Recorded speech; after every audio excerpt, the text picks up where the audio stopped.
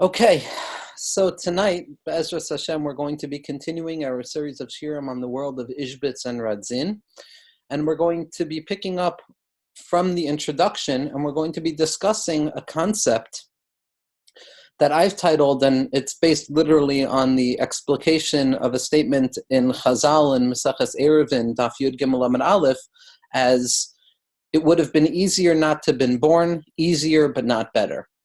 Now, before we enter into the sugya, I want to contextualize a little bit about what we're going to be studying tonight.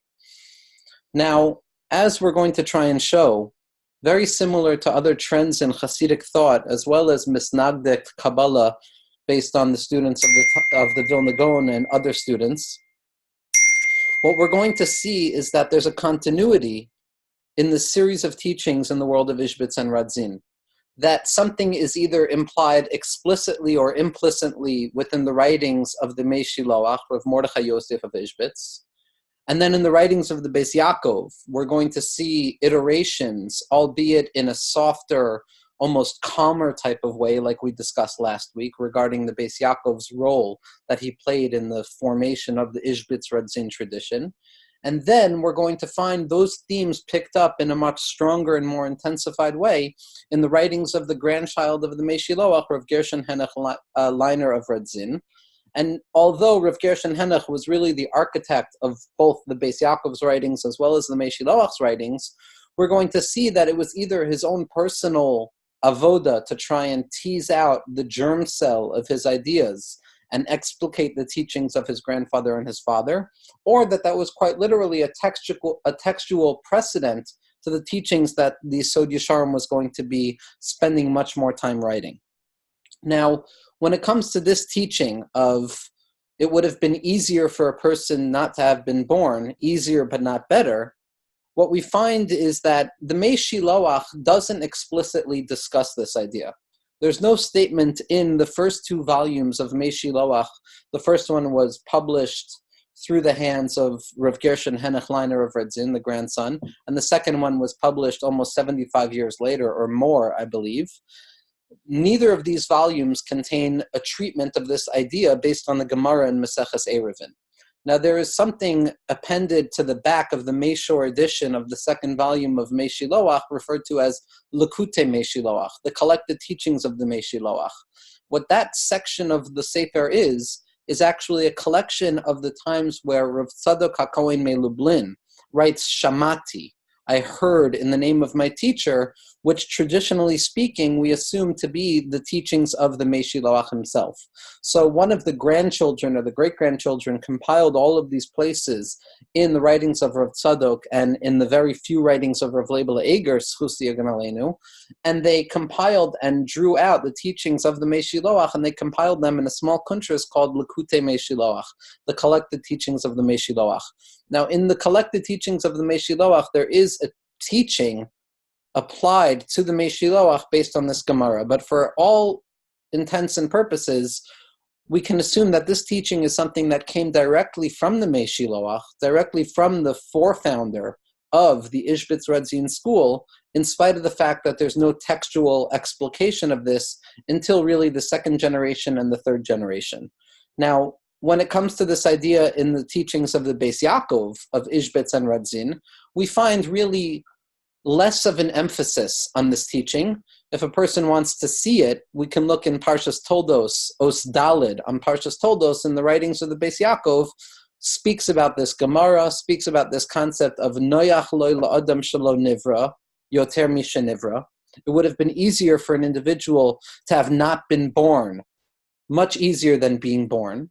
And the treatment that Izhbitz and Radzin apply to this difficult, philosophically and theologically and existentially difficult statement of Chazal, the Beis Yaakov has an introductory statement about understanding this properly. But it's really only in the Sod Yesharim, only in the third generation, in the writings of the grandson, Rav Gershon Henoch Leiner of Radzyn, that we see a full explication of this idea to the point that it becomes a foundation stone in the writings of Ishbitz and Radzin. And for me, the thread that I would like to tease out of the multifarious writings that comprise the library of Ishbitz and Radzin, this is a particular sugya which I have not seen discussed anywhere else other than the internal tradition of Izhbitz and Radzin, and in my humble opinion is a fundamental cornerstone in explaining and understanding the religious phenomenological experience of what it means to be a servant of God through the lens, through the you of the world of Ishbitz and Radzin. Now, the three places that we're going to be working on in the writings of the Sod Yesharim are going to be the Sod Yesharim Al HaMoadim, which is a 2-volume set. And the first edition, is going to contain the teachings on Rosh Hashanah, Yom Kippur, and Chag HaSukkos. So it happens to be that 2 of the main places where this idea is explicated for our purposes are going to be in the same volume. In the 28th teaching on Rosh Hashanah, Rav Gershon Henech discusses this Gemara and expands upon it. And what I found last night, based on a footnote that referred me to a footnote, which eventually allowed me to find Masha Ahavas Nafshi, what my soul has been seeking, is a deeper explication and interpretation of the idea expressed in the 28th teaching of Rosh Hashanah in the 9th teaching of Hoshana Rabbah.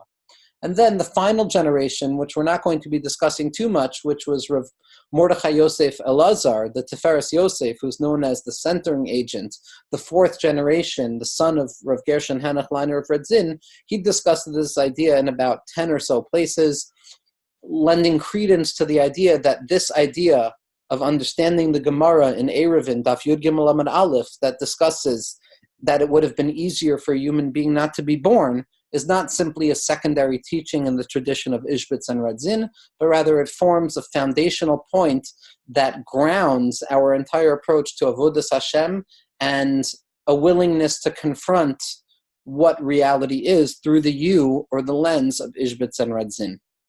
Now, with that introduction, we're going to delve into the teaching itself.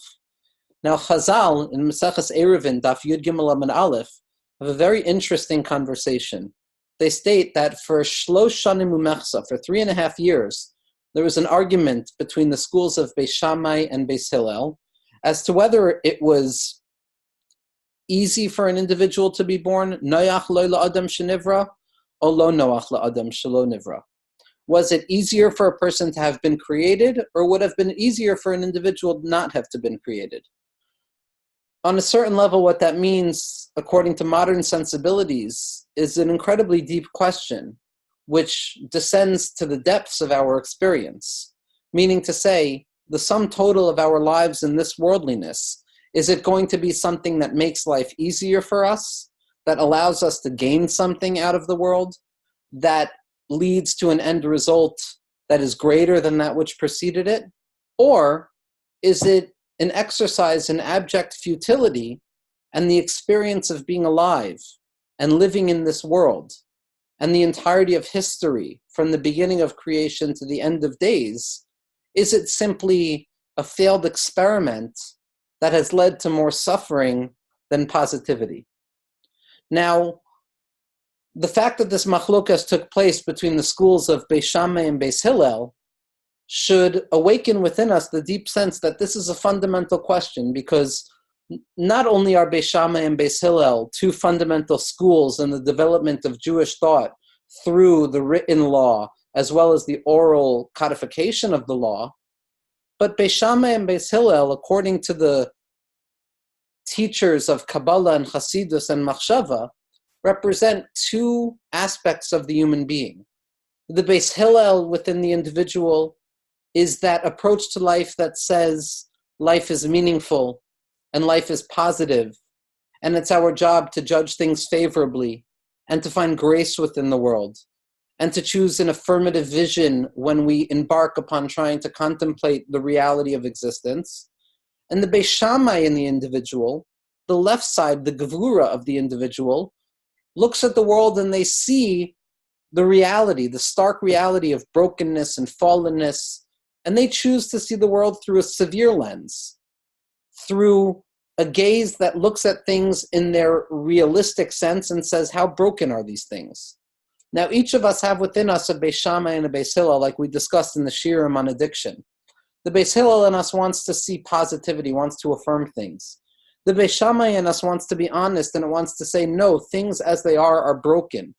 So this machlokas, this argument that's brought down in Maseches Eruvin, Daf Yud Gimel Amud Aleph, really speaks to an argument that's taking place within the recesses of an individual.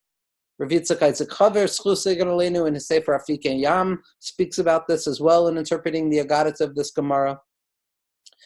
And the way we have to understand this question is that within the individual themselves, when we actually take the time to contemplate and to pay attention to, and most importantly, to reflect on our station in this world, what it means to be a human being who lives within reality, there's a very teeth and severe question that a person confronts in moments of vulnerable honesty, which is this all worth it?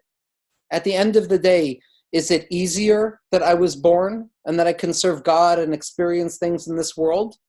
Or perhaps, do I lose out on being alive? Are there aspects of my spirituality that I lose by finding myself in this world? Does the gain outweigh the loss, or does the loss outweigh the gain? And that's the question that Chazal are asking. And the lashon of Chazal, the psychology of Chazal, that psychoanalytic decision of Chazal is a painful one.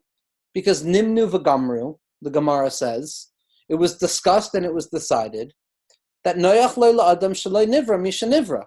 It would have been easier for an individual to have not been born than to be born. Meaning to say that when we let go of the speculative, abstract, philosophical, spiritualized notions that we apply to existence, and we experience existence in its bare thisness, what a person confronts is the basic reality, the abject sense that yes, it would have been easier had we not been born. That this world, in most aspects, is a world of difficulty, is a world of struggle, is a world of concealment, which the Izhbitz-Radzin speak about, is a world of sveikos, of doubt, and not knowing, and confusion, which the Izhbitzer and Radzyn tzaddikim speak about as well. It's a world of savlanut, which we discussed last week.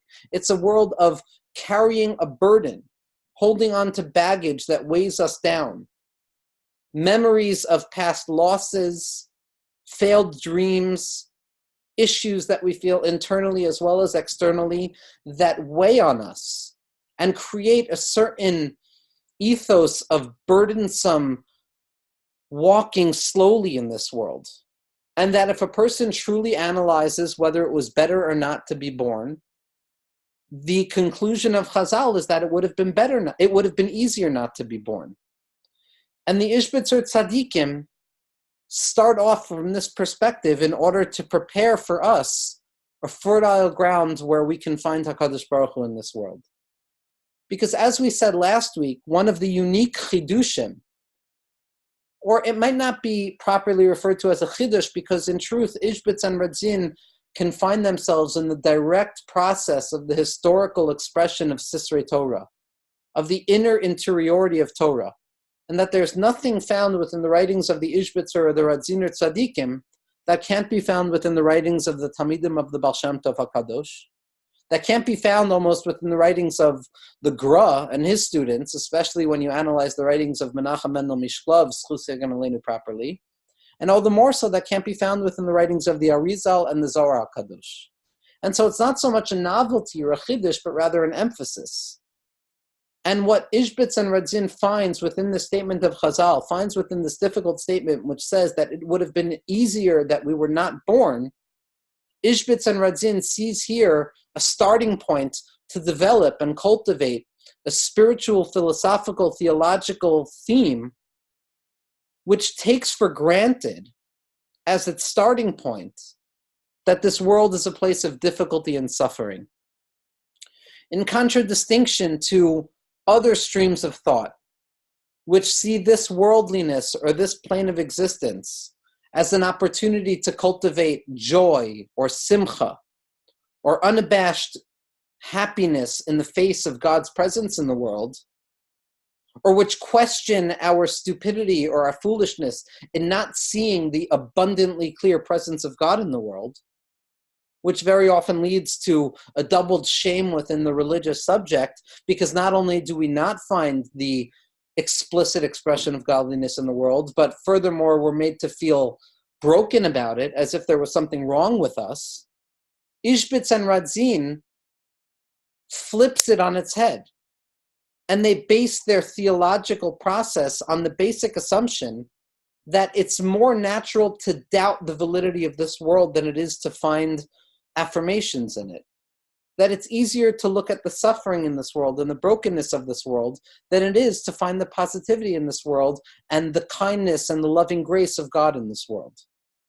And so starting off from this point of it would have been easier not to have been born is basically saying that when we take existence as it is in front of us on a daily basis, our starting point, the basic ontological and phenomenological explicit outlook that human beings find themselves with, is that this world is a place of concealment and hiddenness and doubt and confusion and combinations which prevent me from seeing what is what.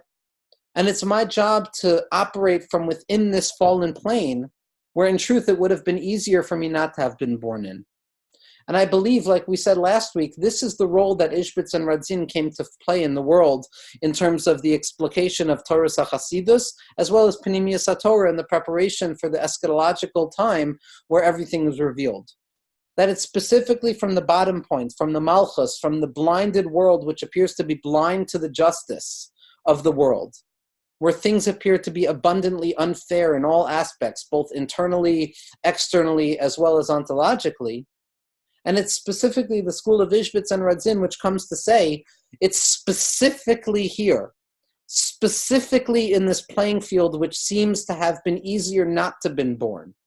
It's specifically in this place of existence where it's reasonable for Chazal, and all the more so for us in 2019, to say, why did you create me? Why did you put me through this process, God? What benefit will I come out with after moving through all of these difficulties and struggles? And Lev Yodea Maras Nafsho. Each individual knows the struggle of their own heart. Izhbitz and Radzyn came to answer and say, in spite of the difficulty, in spite of the pain, in spite of the brokenness, there is still a purpose to being alive. There is still a purpose to being born into this world, and that we can draw out of this world a potent light of spirituality and unity that without the difficulties of this world would not have been accessible to us. Now, for the sake of trying to stick to a text, we're actually going to try and read from the writings of the Sod Yesharim, who again, in my opinion, is expressing not only the opinions of his grandfather, the Meshiloach, but is explicitly drawing upon the teachings of his father, the Beis Yaakov.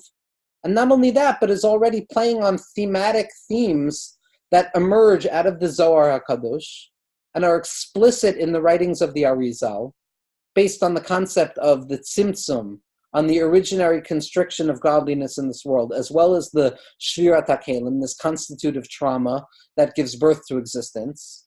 And the Sod Yesharim is coming to answer up the difficult question of what is the purpose of being alive in a world where things appear to be more difficult for us, where the confusion outweighs the clarity, where the pain outweighs the pleasure, where the darkness outweighs the light, where the inner combustion of emotions and overwhelmingness outweighs the yishuv hadas, the settled mindedness that it demands for us to function in this world.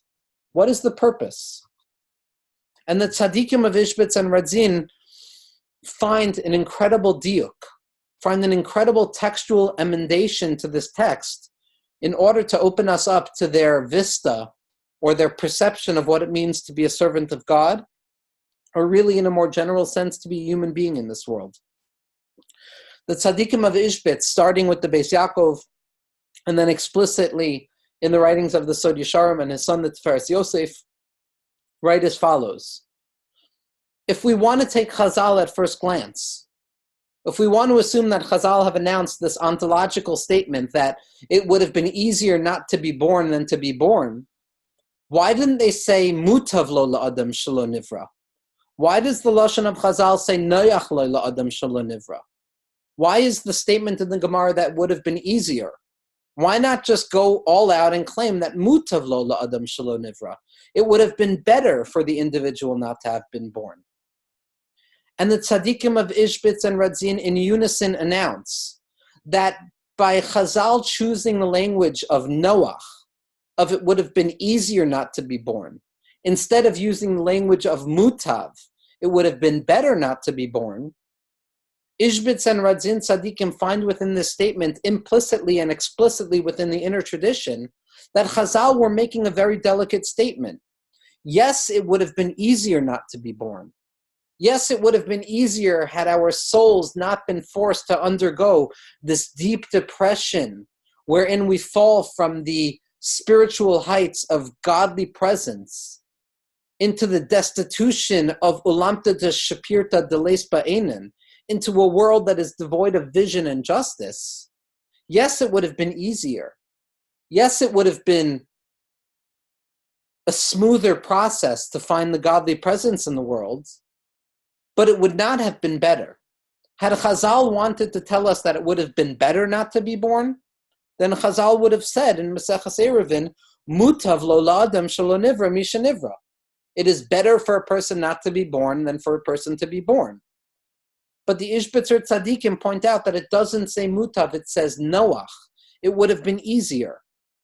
And the idea that is drawn out and teased out of this rabbinic interpretation is that while on the one hand it would have been easier for us to not have been born, we would not have been forced to go through the struggle of confronting a world that appears to be so devoid of justice, of engaging in the day-to-day existence wherein God's presence seemed to be more occluded and concealed than revealed and present in my life.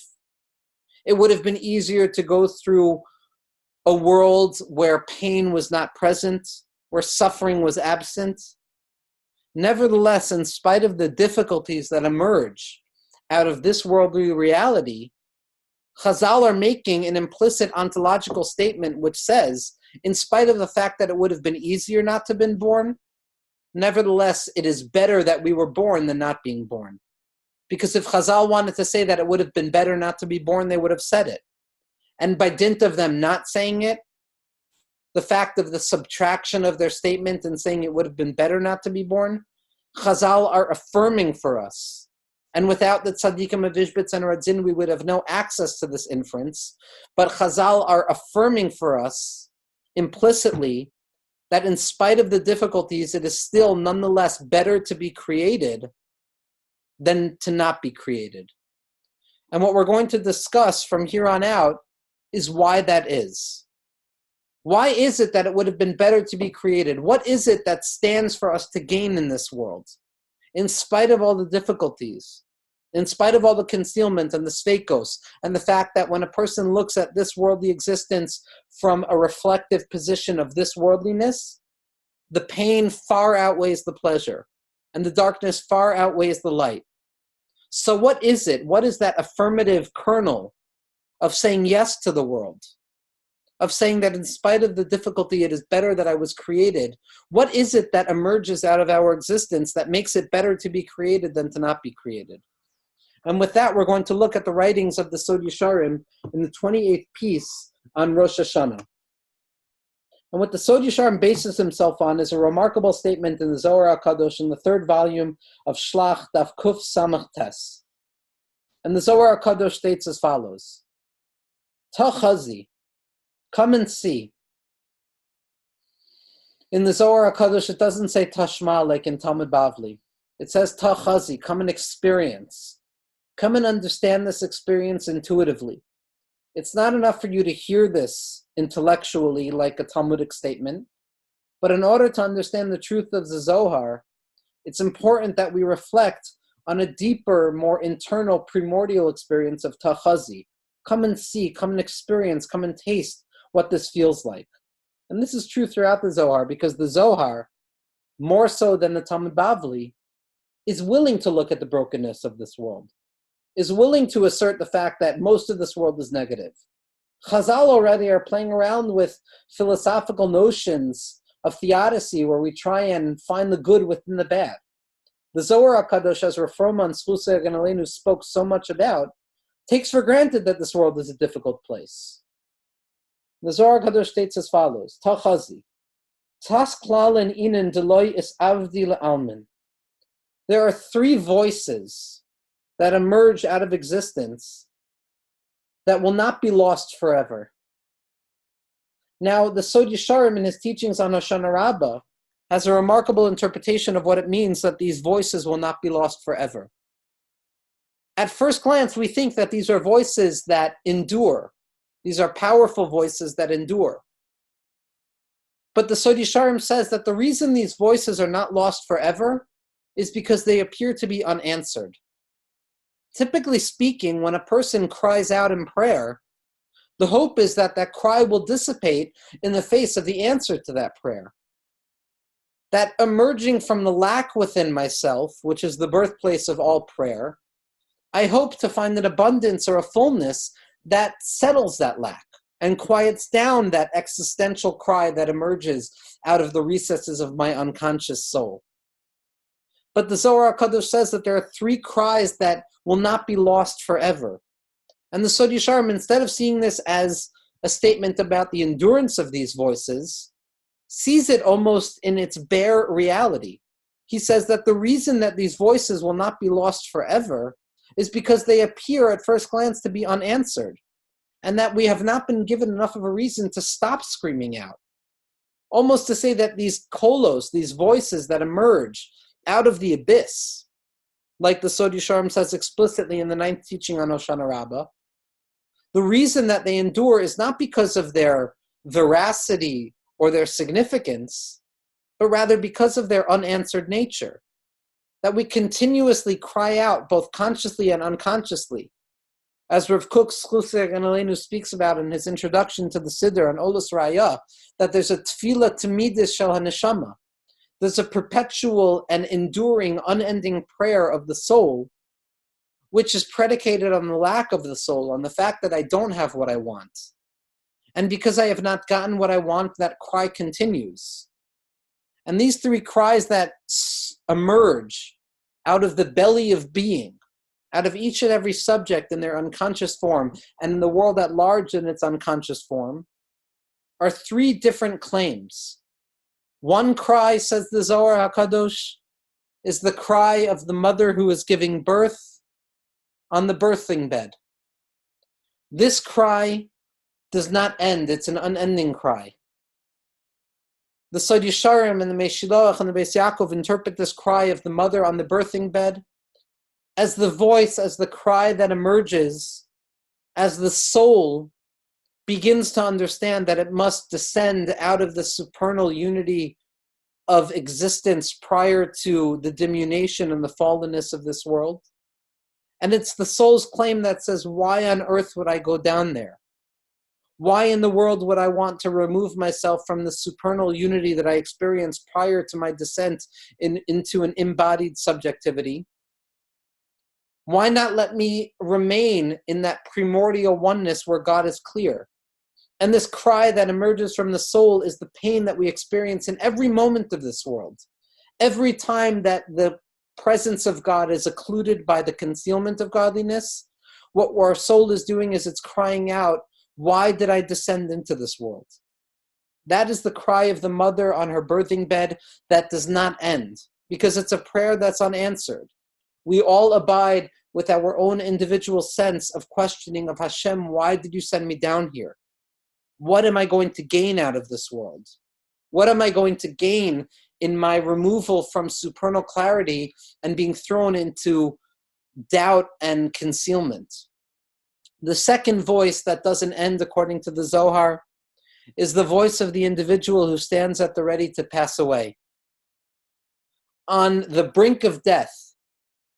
And for a human being, what it means to live on the brink of death is not simply at the moment before our death, but rather the moment that we're born, we're already aware of our impending doom. That as human beings, we are unique in the cosmos in the sense that we live with an abiding sense of a death awareness. That all of our philosophical speculation, all of our attempts to codify the world and arrange the world, and find comfort in a world are reactions to the bare truth that human beings are mortal. That as I exist right now in this present moment is not forever, and that things end and things fall apart. And this question of death awareness, this question of the human being enduring in a world while at the same moment being abundantly aware of the fact that this will not last forever, this gives birth to the second cry that doesn't end, the second prayer that appears to go unanswered, which is, how can it be that I come into this world as a pure soul, unencumbered and unsullied by the dirtiness and the confusion of this worldly experience in all of its abject forms? And again, Leviuderis Maris Nafsho, how could it be that I can emerge out of this world with the same purity and simplicity that I entered it into? How could it be that I'm not going to lose anything in this world? How could it be that my subjectivity is not going to undergo a significant failure in encountering what it means to be a human being in this world? At every moment, there's more bad news than the next. When a person looks at the historical picture, and this is something we discussed in the Shirim on the Leshem as well as in Rav Kook, what a person first and foremost sees is the suffering and the brokenness and the negativity. So how could it be that when I contemplate the question of my impending mortality, how could it be that I'm not going to lose out? That's the second voice that doesn't get answered. And the third voice that doesn't get answered, according to the Zohar, is the voice of the Nachash, the cry of the snake as it sheds its skin, the cry of the forces of this worldliness, of nature in its bare and broken state, which is representative of the Nachash, of all the seductive tendencies of living in a world that appears to be devoid of divine governance. These cries, and according to Chazal and according to various statements, and the Sodi Sharm quotes the Targum Yonasan on this, the pseudo-parish of Targum Yonasan, which states that the snake sheds its skin every 7 years. And 7 years is representative, according to the Maharal and according to the teachings that the Meshiloach would have picked up in the school of Kotsk, in the school of Rav Simcha Bunim of Pshischa, in the school of the Yid HaKadosh, who chose to focus much more on the non-mystical writings, non-mystical in scare quotes, because as Rav Hutner has already shown us, that the Maharal is not non-mystical, non-Kabbalistic, but rather is trying to convey the secrets of Kabbalah in a lashon of Nigla, in a philosophical language. But nevertheless, the idea of 7, which the Meshiloach would have picked up in his base medrash in the writings of the Maharal, is representative of all natural movements. 7 is representative of a hekef shalim, a full picture of something, from beginning to end. And this cry of the Nachash that sheds its skin every 7 years is the basic awareness that when I look at the fullness in the world, it appears to be lacking. There's more pain than joy. Things are broken, things are sullied, things are not working. The end has been pushed off indefinitely, and the hopes that we abide with in our personal lives as well as our collective lives seem to fail. And we live in the shadow of the shoulds that we should be accomplishing, and we live stuck in that basic sense that we are not accomplishing what we need to. These 3 cries that are lo ispasik, that don't end according to the Zohar, according to the teachings of Izhbitz and Radzin, these are 3 cries that emerge that are unanswered. And on this statement, on the Zohar, the Sodi Sharm continues, and he says as follows, V'ha'inyanhu, and the idea is as follows, Ki kisha'or matchil lichnos b'levushay olam hazeh. When the light of godliness, when the light of ideality, when the light of things in their purity begin to descend and congeal in the garments, and garments are something we're going to speak about at length in Izhbitz and Radzin, because garments represent those things that both at once conceal as well as reveal. Necessary blockages, necessary mechitzots or separation, which allow us to confirm and identify with a light that survives through it, that as the soul begins to emerge into these levushim of this worldliness, yesh lezeh ha'or tza'aka gedolah. This light undergoes a great scream. It yells. It's terrified. V'chein hu ha'tza'aka b'chol holados. And so too is the scream that emerges as anything new is born into the world, as any neshama is forced to emerge into an embodied state of this worldliness. Ki be'ez sha'nefesh matchil liyared mimakoma harama. Because when the soul begins to descend from its lofty place, el haguf hagashmi, into embodied lower reality, which is not simply representative of embodiment and the restrictions of the body plays a significant role in the writings of Izhbitz and Radzyn. But what's more significant is the psychological effect of being in a body. The fact that there is limitation and darkness and doubt and failure and loss and dreams that are unanswered and pain and suffering and all of the things and the vicissitudes that we go through on a day-to-day level, that this is what causes the soul to scream and to cry out. Az oile mimenu tza'aka gedola ma'od. A great, strong cry emerges, a scream emerges out of the soul. Ki ein noyach lo lichnos b'soichi lana desveka. Because it's not easy for me to enter into a world of the tree of doubt, something that our next week's shir is going to be based on. I am now entering into a world where things are less clear than they were beforehand. Like Chazal have told us in Maseches Eruvin, Noach lo la'adam shelo nivra misha nivra. It would have been easier for a person to not be born than to be born. V'dayek avi moiri, hagoyin hakadosh, or avi moiri, my grandfather, the Meshiloach, was medayek. He inferenced in this Gemara, lama lo amruzal tov lo la'adam. Why didn't Chazal say that it would have been better for an individual to have not been born? Why did they say it would have been easier? Ela noyach lo. Rather, it states it would have been easier. Mashma mizeh shebe'emes tov lo yoter la'adam shenivra. Implied in the statement of Chazal is that in truth it is better for the individual to have been born than not to be born, in spite of the fact that it would have been easier not to be born. Because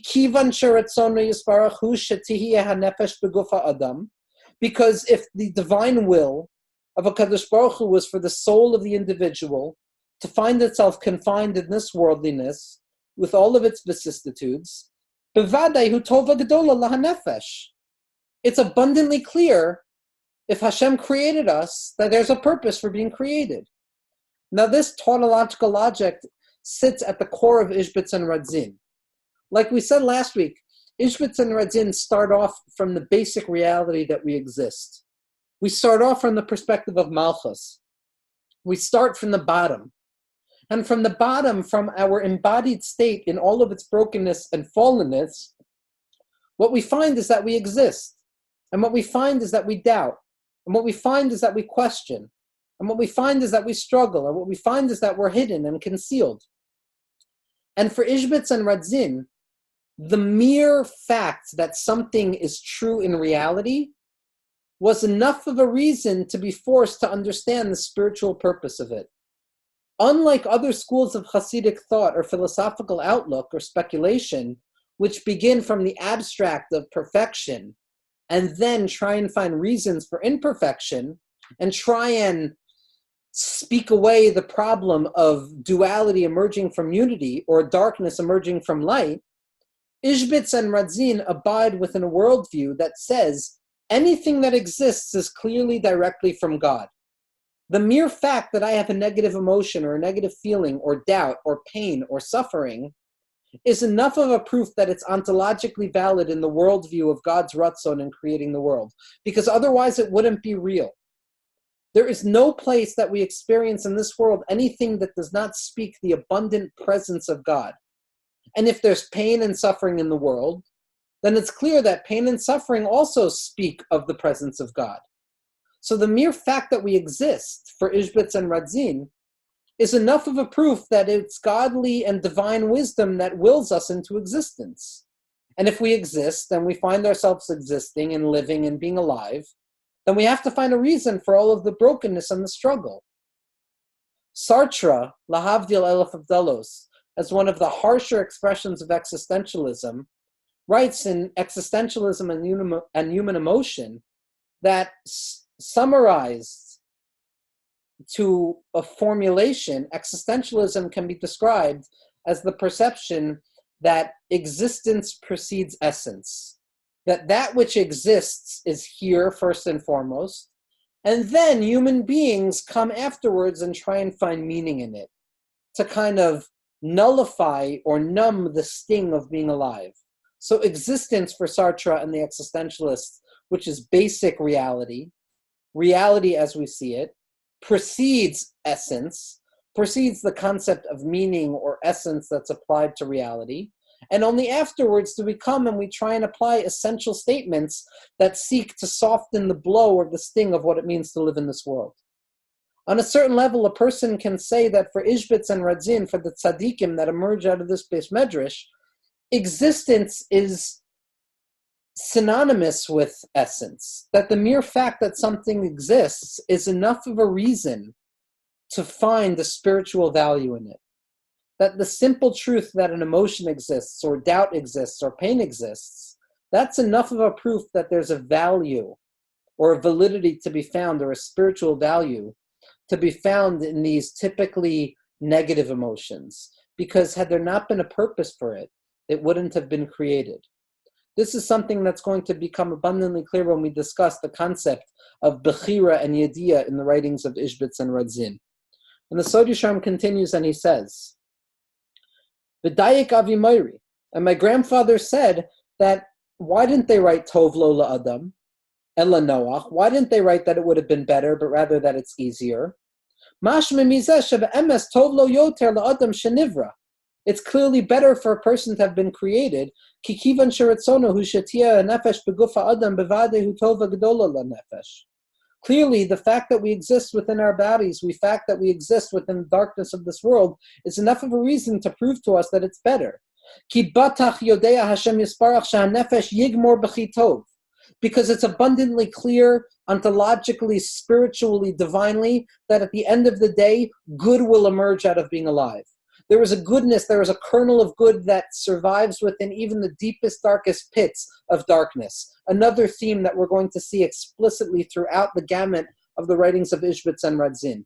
That no matter how removed something seems, no matter how fallen and broken something seems, both in our internal experiences, as well as in the collective experience of the historical process, as explicated in biblical personalities of Yehuda and Yosef, throughout, up to and including our own personalities in 2019, that there is a positive light that will emerge from it. That God had a reason for sending us down into this darkness. And that the darkening that we experience, the pain and the suffering, is all for the sake of allowing for a greater light to emerge. This is the general rule that colors the entire world of Ishbitz and Radzin. That there is nothing that is vacant from the light of God. Following the teachings of the Baal Shem Tov HaKadosh, that the symptom is lav kipshuto, that everything, every part, every whole, every small act, every large act is representative of an aspect of the divine will that emerges into existence. At every moment, there is nothing that is devoid of the light of God. And therefore, every experience that we have, in spite of the suffering, and not only in spite of the suffering, but because of the suffering and the difficulty, is going to be shown to reveal a deeper level of God that was hitherto unrevealed prior to this tzimtzum or this concealment of godliness.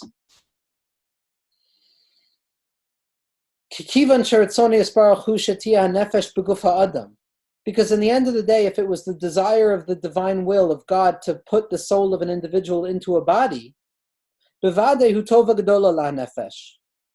obviously it's a great improvement for the soul to be alive in this world.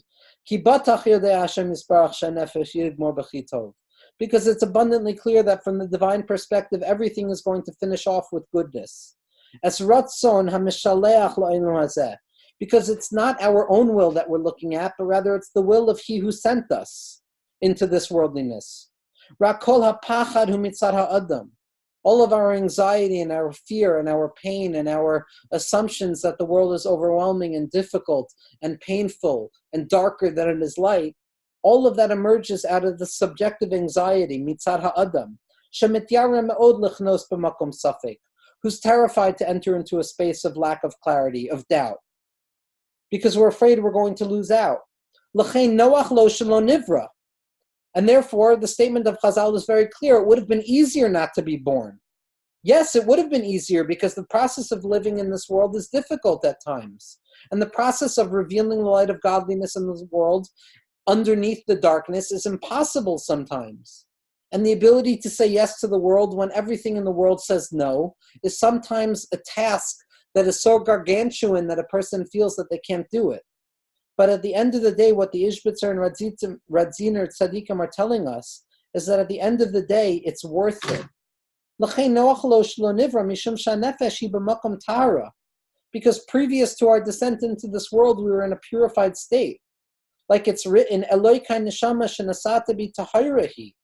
that my soul prior to descending into this world was purified.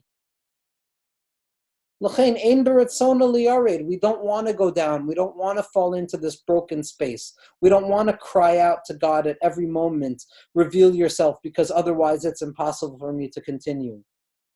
And the Izhbitz or the Sod Yesharim continues and he says, we don't want to fall down into this world,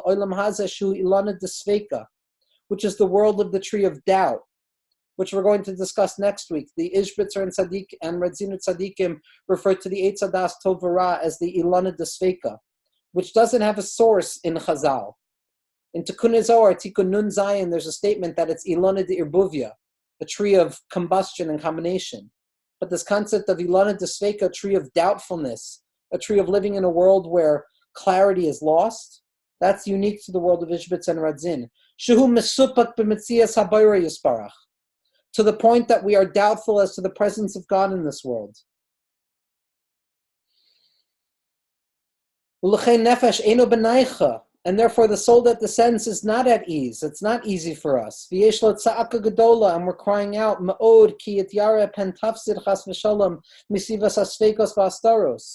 and we're unhappy and we're uncomfortable in this world because we're fearful that we might lose out, that we might not reveal the light of godliness, that we might not be capable of finding the good within the bad, and we might lose because of the hiddenness and the sveikos. And this is what's referred to in the Zohar, V'zenek Zohar HaKadosh, Kol Chaya Diyasve Al Kol Balta. This is the voice of the birthing mother who sits on the birthing bed. V'zos hatza'aka mit oirer. And this voice cries out. And so what we see in this statement of the Sod Yesharim is that being alive in this world is difficult, yes. But at the end of the day, the fact that we're alive is enough of a proof that we have a job to reveal the light within the darkness. And in the writings of the Sod Yesharim in his Psicha Lebeis Yaakov, in a remarkable sefer, an introduction to the writings of his father, which almost become a textual basis for what Izhbitz and Radzin is coming to say, he goes on to say, and I'm not going to have the time to read it inside, but I highly recommend looking at the source inside, that this statement of Chazal of Noach La'adam Shlei Nivra, and this response that says, yes, it would have been easier not to be born, but it's better to be born. The Sod Yesharim asks a very basic question. He says it's not clear to anybody who's alive. To those who are alive in the day-to-day existence of the world, it very often appears that it would have been better not to be born. Not only would it have been easier, but it would have been better. And from this psychological reality, the Sod Yesharim asks a kasha, and he says, so where is it that we find that it's better to be born? And he bases himself on statements in the Zohar and Chazal that each soul, each person who descends into this world, agrees to being born into this world.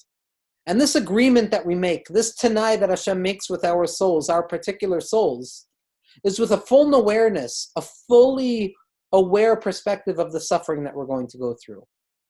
That before we're born in the world, God, so to speak, according to the Izhbitzer Tzaddikim and the Radziner Tzaddikim, shows us explicitly all of the hester and all of the concealment and all of the hiddenness and all of the brokenness and all of the pain and all of the suffering and all of the meaninglessness and all of the boredom and all of the doubt that we're going to encounter.